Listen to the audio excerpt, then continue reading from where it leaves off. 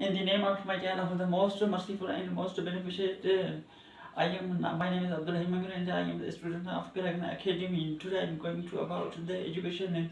What is education? Education plays very important role in our lives. Education is a weapon which can change our life, as we can say that education is the third eye of man. Malala Yousafzai was saying that one pen, one book, one student and one teacher which can change the world.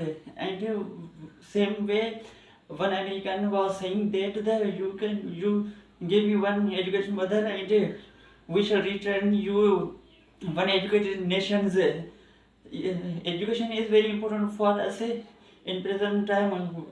For example, a tree is useless without fertile, and a body is useless without souls. Same way, a man is useless without education. So education is very important for us in present times.